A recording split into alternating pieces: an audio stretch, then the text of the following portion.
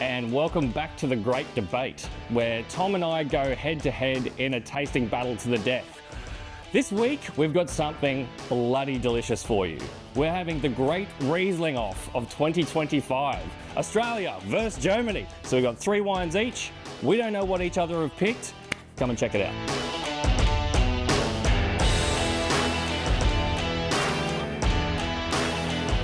Guten Tag, Mr. Doolin. G'day. G'day. How are you? I'm good, man. How are you? I'm thirsty. Yeah?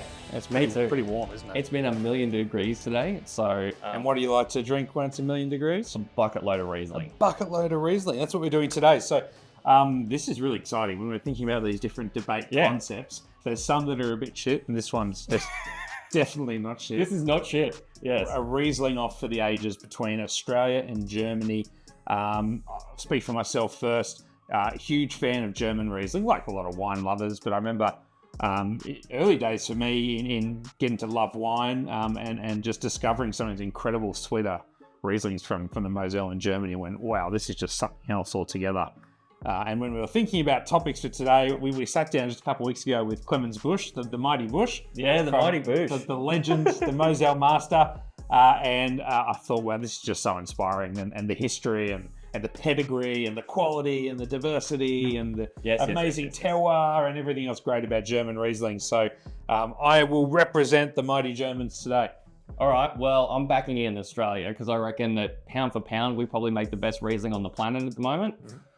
So we do have expenditure limits here, Tom. This is the interesting challenge with today, because I don't think you would argue that if you were to find the 3 best Rieslings in Australia and the 3 best Rieslings in Germany, the Germans would probably come out on top. Yeah. But the value is a whole other consideration. Absolutely. In this concept.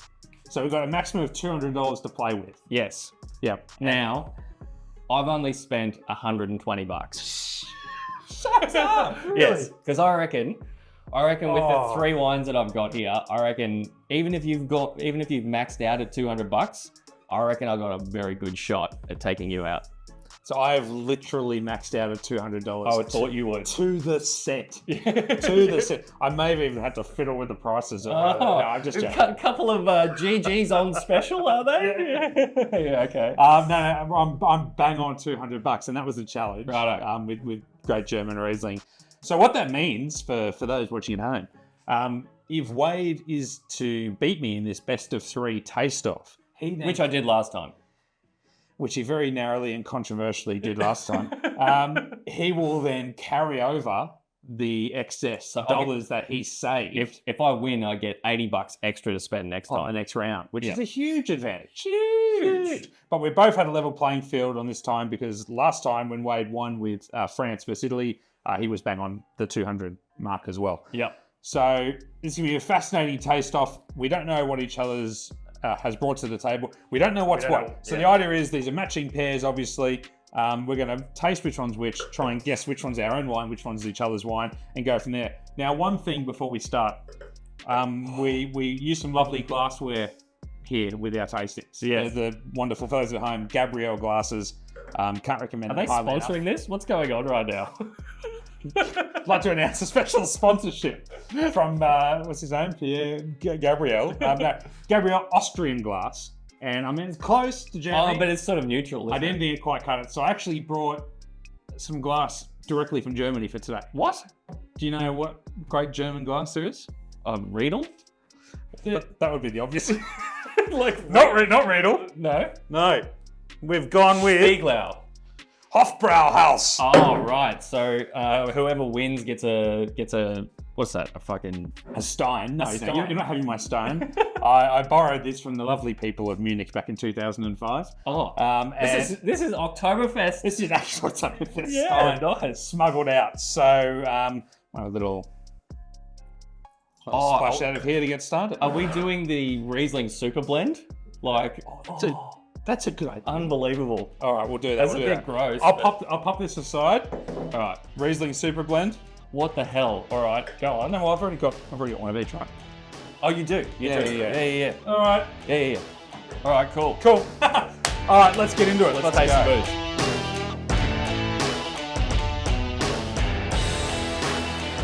They smell good. I know which one that is. Yeah. So we had a bit of a guess. Well, I had a bit of a guess at Wade's wine before we started. I thought at the top end, maybe some Grosset. I thought he'd go, icon Aussie Riesling Grosset, then maybe a Riesling Freak for value, and then maybe something Tasmanian for some sweetness or some texture, maybe Canberra. So this will be very interesting to see how predictable Wade is. I didn't even go oh no, I'm in so much trouble here. So clearly the one on the left is a German wine. Why is that so obvious? Well, okay, let's get into it. The sweetness level 1. Yep. Start with. So this feels like Cabernet-ish to me, but also the fruit profile. So it's incredibly floral. Yeah, I'm already dead. I'm like one wine in, and I'm like, how the hell? He's off to a flyer. I should have spent $200. And that was my cheap wine. Oh, shut up! It is not. Oh, I think it's good. That's good. That's good. I think this is pretty legit. Whatever it is. But yeah, definitely sweeter, and the aromatics. Yeah, the aromatics are more in that more floral, and I don't know, almost apricotty or a different kind of aroma to what you see in Australian Riesling, which is always pretty classic, like lemon, lime, green apple. Yeah. So this tasting is going to be interesting because the Australian wines with when you've got that much sweetness there, like we were at a wine dinner a couple of nights ago when we were up at the Hunter, and we were tasting wine in pairs, and someone brought a really interesting bracket, which was the 24 Grosset Polish Hill Riesling and the 2022 JJ Prüm Velnissana. Yeah, Velnissana. The Cabernet, and like two outstanding wines. But the Grosset just got blown away because of like the power that you've got and the residual sugar in it, like even just a hint of it, and it makes it very hard. It kind of washes out the other wine here, eh? Because I think I feel like this bracket's done the same thing. Yeah, totally. This is reminding me of that. Your wine here, we're assuming is the Australian wine, is it needs time, hey? It's pretty wound up and structured. I don't know if it is Clare Valley. I was just assuming you do a Grosset or something, but it's got a different, like it could be Canberra or I think or like Henty, like could be a Crawford River wine. Like they tend to be wound up. Yep. Could be Franklin Estate, WA. Could be something Great Southern kind of area. It just doesn't scream. I think it's very good though. Yeah, don't you think it's very good? Yeah, but it just needs a bit of time, mate. Yeah. All right. Should we reveal? Wait. Are we going to say who won? Well, I think that the German Riesling clearly just smashed that bracket. Yum. Da. Das ist sehr gut. No, da is Russian, isn't it? Why do it's so fucking hopeless languages. I wonder what Russian Riesling's like. Probably shit. Yeah, great. All right, cool. All right. So I'll reveal one. Did you have a guess? I have no idea. I think it's going to be. Let's go. Let's say Mosel. Let's say sort of mid-tier cabinet, maybe like $70 on the shelf, something like that. I don't know a producer. Yeah. But let's do it. What have we got? Yeah. It's stuck. It's stuck. That's perfect. Right for a good reveal. Oh fuck! It is Mosel, but it's not cheap. He's gone the big guns. He's gone the Prüm. Oh my god! Conveniently on special at half price this week. It's Spatlés, so it's even. Spatlés. Yeah. So get your pronunciations right, man. Yeah, Spatlés. No, so it's the Gracker Himmelreich, which is another one of the great vineyards there, directly alongside the Velnissana vineyard. Blue slate tend to show that the Gracker Himmelreich wines tend to show a little bit more upfront charm and fruitiness and ripeness compared to the Velnissana, which can be a bit more delicate and reserved. Absolutely, with Gracker, you always see, in comparison to Velnissana, which is like much stonier and more minerally, this is all about like real insane tropical, almost stone fruit. Yeah. So there's like a mango-y kind of kick at the end, Absolutely. which is absolutely delicious. Papaya. This was the Spatlays was my wine of the tasting for this release last year. Yeah, So, right. It's a beauty. Yeah. It's So a beauty, it's yeah. like that or the Auslaser Velnissonina. They were like the two picks. But that's an absolutely belting wine. Good job. Doesn't look good, yeah. So now another clue with mine, they're all from the same vintage. So they're all 2022. Yep. Okay. So a good vintage. Maybe not quite the pedigree of 21 or 19, which are finer, cooler. But the beauty of 22s, which is why Wade has no fucking chance today. Oh my Is God. they just show so well right now. They're just a little bit warmer, a little bit richer. It just melted this Aussie Riesling, and I know this is a very good wine, and it's what have I done? What have you got? Should we reveal? Yeah. What do you think it is? I just didn't think it looked South Australian. Or it could be Eaton Valley. It just didn't have that clear aromatic. So I was sort of like, maybe Crawford River. Yep. Could be the Crawford River Estate or Strata, maybe. They need a bit of time. The other one I thought maybe was Canberra, so maybe like Clonakilla. No, I didn't like Clonakilla. Richer. Yeah. Like it's got Franklin Estate or WA, something like that as well. I thought maybe. all right. Let's go. Franklin Estate. There you Isolation go. Ridge. Yeah. Isolation Ridge. What vintage? 23. Yeah, so Isolation Ridge, so Franklin Estate, organic wine producing pioneers in Great Southern WA. Lovely family owned business. I'll spin that out. And yeah, I know, it's just like, it's a bit unfair really. I should have gotten to spend like $300. I had to work hard to get this. I thought it was going to be clever. Anyway, that is outstanding Australian Riesling. And, Yeah, it really is. You know, if you're looking at top 5 most collectible Rieslings in Australia and sellerable, this is on every one of those lists. Yep. Great people, great booze, really good vintage of this as well. Yeah, consistent it's just- quality too. Like just- every year is great. But that's like, what's that, $140? And that's 50. That's about 120. Yeah. So the Velnissonina is a bit more expensive. Yeah. So that's possibly contributed another reason why I went with the Grappa. Yeah. So 20, But this also 25 drinks bucks better cheaper. younger. It drinks better younger. Yeah. So squeezed it in. So, but no, great look. This is showing really well. So yeah, not fair for Franklin Estate to come up against that today, because that just absolutely belts it, doesn't it? What a producer, JJ Prüm. So who gets to take the Prüm home? The winner. All right, let's go round 2. Yep.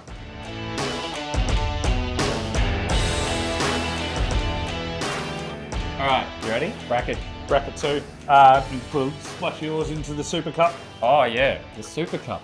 What are we going to do with this Super Cup at the end? 17 years old again. Whoever. It feels like a game of Except Kings. wasn't doing Did you that ever with play? Jim. Did you ever play that gross game Kings? All the time. Man. Not with German Riesling, though. No. All right, cool. So I got absolutely slammed in that first round, but that was one of the greatest Riesling producers on the planet, with a particularly showy, flashy vintage of their most delicious early drinking wine. So you've Just really look at the scoreboard. mate. you've It's one blown the budget. You've gone 60% of your whole budget I'm on one good, wine. I'm good. Anyway, I thought Franklin did pretty well. Pretty well. All right, Yeah. round 2. Round 2. Let's do it. Ooh, okay. Interesting. Oh, okay.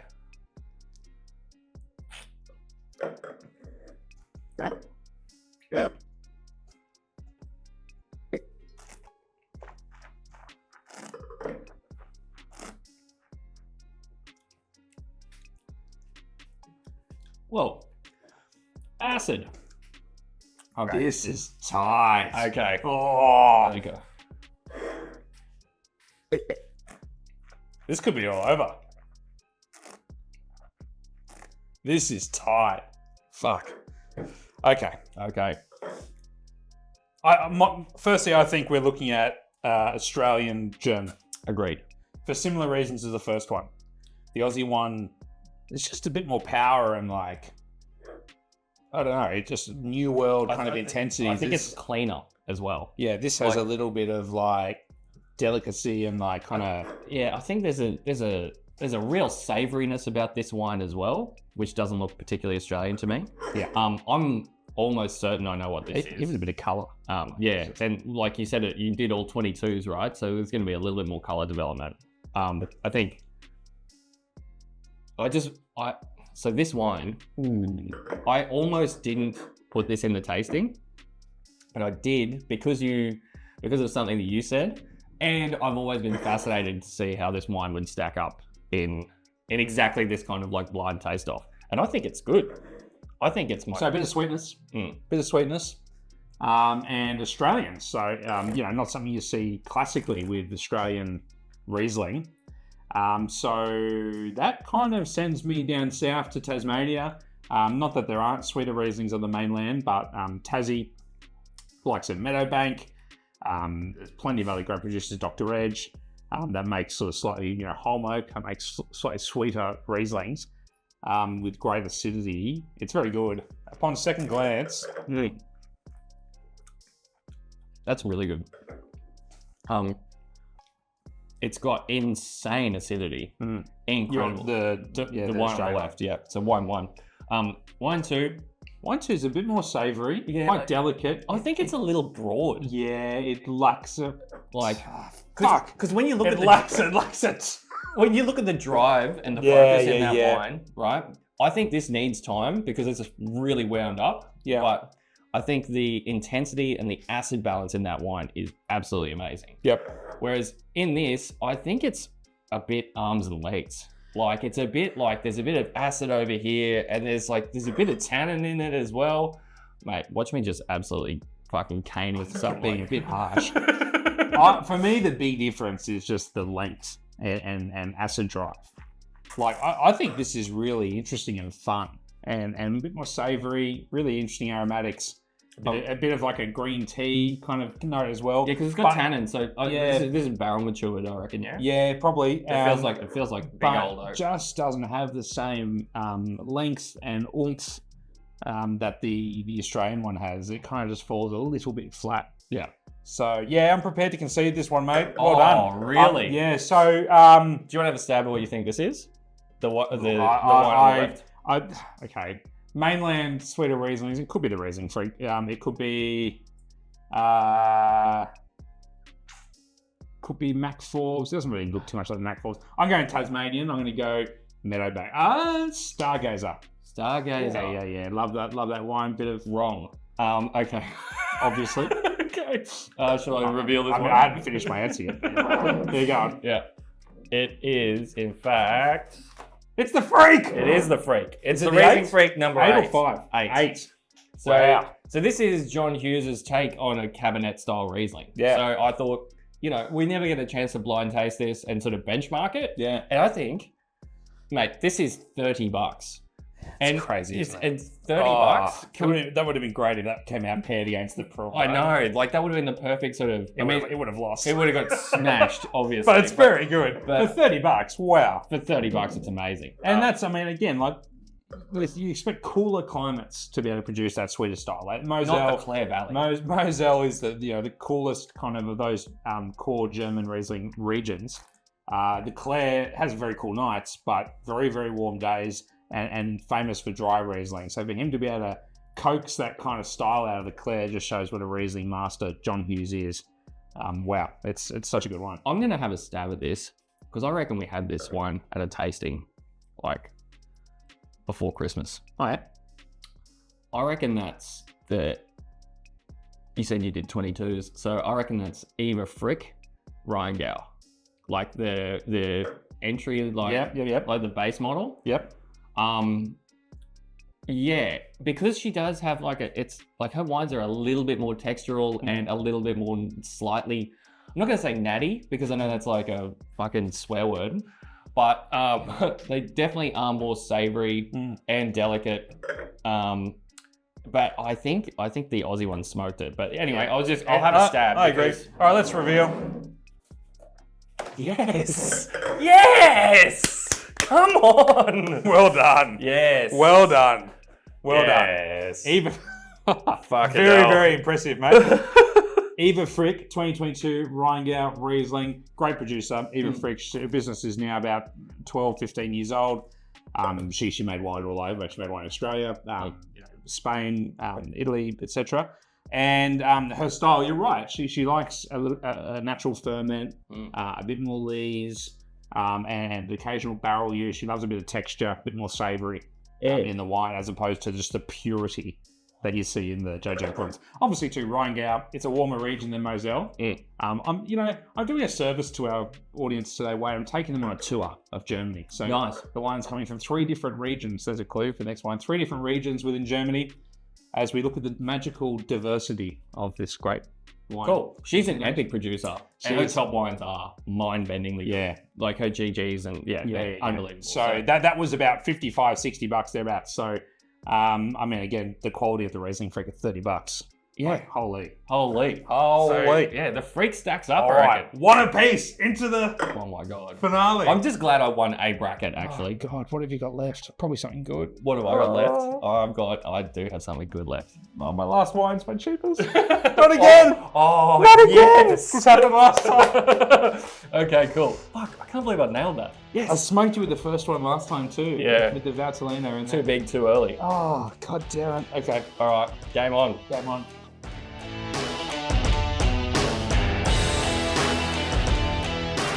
Are we good? Okay.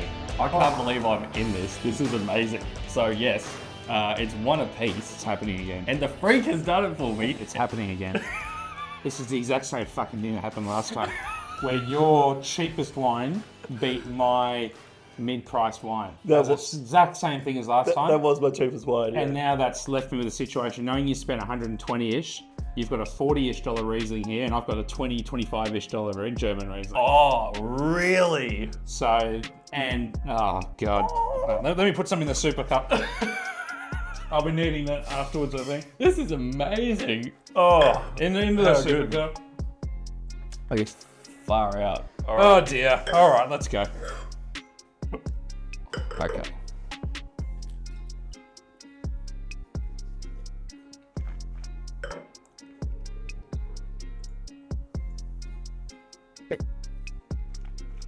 Go. Get back. Oops.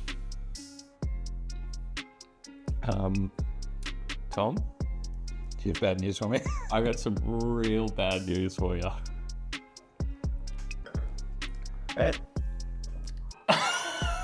Oh, the look! Oh no! Das ist nicht sehr gut. Nicht sehr gut. Okay, so why are you in so much pain right now? It's just this German Rieslings are the right again. Yeah, And you could have mixed them up a bit more, couldn't you? he could actually. And aromatically, I'm like, oh, we've got a contest here. Yeah. But on the palate, Nothing. it just falls away. There's nothing going on. It does. And this, Very flat, and whatever you've got is really, really neatly put together. Really. this is tight, minerally, like steely, drive, perfect balance. Like, it's class. It's very classy. It's very classy. That could be Tassie. That could be Tassie, yeah. That could be Tassie. Just because of the fineness. Yeah. It's not the same wall of fruit that you saw in the first two. Canberra can be a bit like that too. Yeah. It could be a Ravensworth or a Clonakilla, or Madura. Helm could be a Helm, like just that tightness and fineness. But there's just a little bit more delicacy. So I think that's probably in the Meadowbank Stargazer kind of realm. Right. Okay. Interesting. Although dry. But those ones aren't really sweet. They're just kind of a hint of residual. Yeah. Yeah, I think. What does it matter? What does it matter? I have no idea what this is, but it's something bargain basement-y. Like what? You said you did 3 different regions, so what else? Rheinhessen? Yeah, Yeah. Might be a Rheinhessen. Might be Rheinhessen. The workhorse. Yeah. Okay. All right. Well, that's a bummer. Could be. That's a bummer. Yeah. Oh my god. Oh my god. So, okay, the Rheinhessen wine, let's just talk about it. So, I think it's quite good to smell. Yeah, it's good. And if this is really kind of steely, limey, tight in that spectrum, this is more kind of pushing into like orange rind and mandarin and those. I gotta say, it's actually a perfectly fine drink. Yeah. Oh, it's just Exactly like the fucking last time. It's just nowhere near as good. God damn it. As the Australian wine. Yeah. I've just gone too hard at my flagship the last couple. That's why I need to learn my lesson. need to take my medicine. I know, but thank you. I just want to open JJ Prüm. thank you. Pay, god damn it. Yes. Thank you for opening the Prüm. That's a great call. I thought I could go, 120, 60, 20, and I could make it work. I thought this 20 could maybe match up alongside a cheap Riesling. Who was I kidding? No. You know what though? It's Eva Frick that let me down. It is. She stitched you up. Come on, Eva. Yeah, because I was always going to win this bracket. Yeah. That was a coin flip in the middle. Like It was. like the $30 Riesling Frick versus the $60 Eva Frick. Yeah. And it was really no contest. No. Unreal. Well, do you want me to... Let me do mine first. You do instead yours, of winning. yours So, you're very correct. Rheinhessen, Yeah. Gunderloch, the Fritz Riesling. So, 130-year-old producer. Really? Look, yeah, it's 6th generation, same family. So Johannes Hasselback now, I think, who is the current owner and overseer of the wines, and Fritz was his dad's name. Yeah. So named after his father. Rheinhessen is the more inland, even warmer than Rheingau, drier, and typically makes simpler, more upfront Rieslings, but some excellent wines. Yep. Gunderloch being one of the better producers there. This has always been great value. I mean, sub $25 a bottle. Like, Is it? I think it's like 23 or something. It's pretty bloody good for $23. Yeah. Like Coming all the way across the world. Yeah, and it definitely would smoke a lot of really shit like Australian Riesling. Yeah. So So in that same sort of price point, Yeah, or even more expensive. Like I could see that smashing some. If only I hadn't chosen. what have you chosen? Oh, why is it stuck? There we go. Oh, lime finger. Lime finger. He's back to the clear again. Yeah, so I was thinking about like moving it around, but really, How good's that? how good is it? I tried that when we first got it in stock, but looks even better now. It's still super tight. It's still Neil- super Neil well done. Pike. Neil Pike, the man. legend. The man. So so lime finger. If you're not familiar with this label, it's Neil Pike who started Pikes. Now, probably anyone who's watching this right now has had probably 100 bottles of Pikes Traditional in their lifetime. It's a great BYO go-to. The savior of many Thai dinners, basically, that wine. It's the one with the fish on it. The one with the fish on it. So Neil, he was the OG starter up with Pikes, but he's retired, sort of. And Limefinger is basically his little sort of retirement project. So he makes 2 wines. This one, the Solace, is off his home block. So it's 30-year-old Clare Valley vines in the heart of Polish Hill River. Sorry. Don't sue me. And Jeff so- Ross is going to send his henchmen on you. And love you, Jeff. we love you, Jeff. And but this is I wanted classic Clare Valley Riesling, right? Yeah. But this is like half the price of Grosset. So this is $38 and it's incredibly good. That 24, so precise, so classic. Amazing. Like Polish Hill with all that steel and mineral and it's just Definitely on the more mineral, steely, flinty sort of end of the spectrum for Claire, isn't it? yeah. It's so charming. Oh my god, that drinks so well. I reckon That is a knockout victory, man. that's probably the second best wine on the table, but behind the Prüm today. Yeah. Yeah, I think so. Look, the number 8. The Riesling number 8 free. really packed a punch for what it was. So look, But I think what are we taking out of this? I mean, okay, first, congratulations. thank you. Again. Oh, So, okay, couple things. Next round, yes, you take an $80 advantage. $80. Your 3 wines were the same price as my 1 winning wine. Yes. So that means you, next round, whatever we decide to do, 280 to spend versus my 200. Yeah. So it's going to be, I could just fall further and further behind You you. could. And it's 2-0 in our best of 101 series. Best of 101. So what are you gonna get? You're gonna get to. Maybe You're Oh, gonna no, get to. that's right. It's points. So Points. it's been 2-1, 2-1. So it's 4 points to 2 Yeah. in favour of Wade. So I'm not out of it, but it's No. a good start.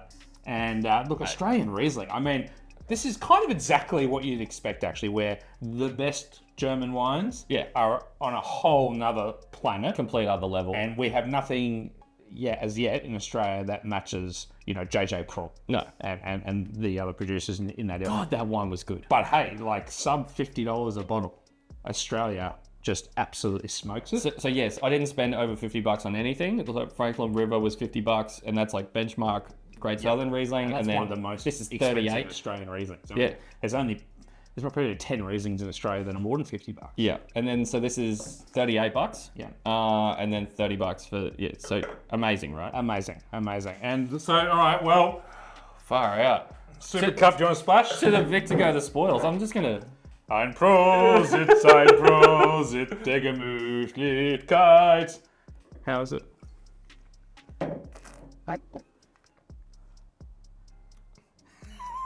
It's not good. It's not good. How can you put all those things together and not be good? It just doesn't work. It just doesn't work at Well, all. you deserve that sour taste in your mouth, mate. Ugh. All right, guys. Did you spit in that? I forgot I did. I'm sorry. And that's been in my garage for the last 20 years. So. You didn't wash it. That's what I'm tasting. I'm tasting notes of Tom Garage. I rinsed it in the iron-filled, lead-filled taps here. Guys, love any comments on your favourite Rieslings, German versus Australian Rieslings. It's a great topic. Thanks for watching, Wade. Well done. Thank you, mate. Doff my German cap to you again. I'm so stoked with that. I can't believe it. It's kind of cool, though. Go Australia. Go Australia. Come on. Cheers, guys. Prost. See you next time.